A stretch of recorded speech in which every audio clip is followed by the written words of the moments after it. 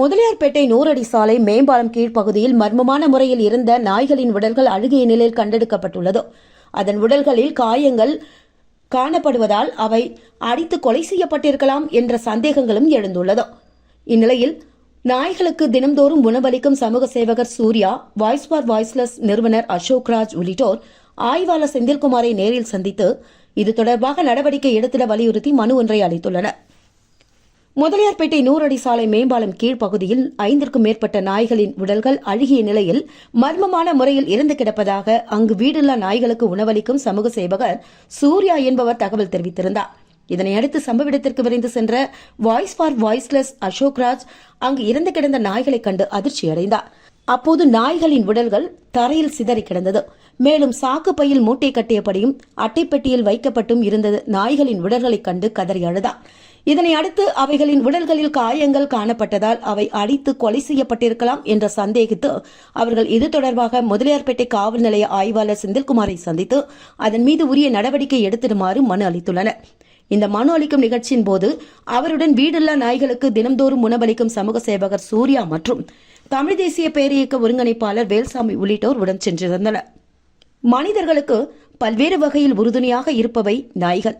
அப்பாவி நாய்களை துடிதுடிக்க அடித்துக் கொள்வது மற்றும் கொடூரமாக விஷம் வைத்துக் கொள்வது போன்ற செயல்களில் ஈடுபடும் மனிதாபிமானம் இல்லாத மனிதர்கள் துரோகிகளாகவே கருதப்பட வேண்டும். நாய்களை அடித்துக் கொள்ளும் வரை அவை எதிர்த்தாக்குதல் நடத்தாத ஒரு நன்றியுள்ள ஜீவனாகவே இருக்கும்.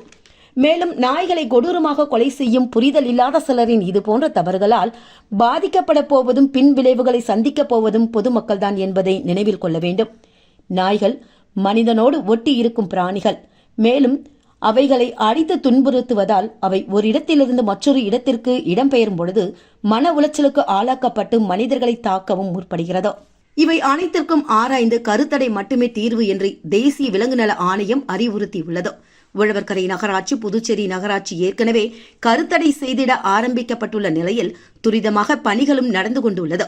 ஆகையால் பொதுமக்கள் நகராட்சிக்கு உதவும் வகையில் நாய்களை பிடிக்க வரும் குழுவுடன் ஒத்துழைத்து அனைத்து ஆண் பெண் நாய்களை பிடிக்க உதவும் என்றும், எத்தனை நாய்கள் பிடிக்கப்படுகிறது, அவை பிடித்த இடத்திலேயே விடப்படுகிறதா, கருத்தடை செய்யப்பட்ட காயங்கள் சரியாகிவிட்டதா என்று பார்க்க வேண்டியது அந்தந்த பகுதி மக்களின் கடமை என்றும் அவர் வலியுறுத்தியுள்ளார்.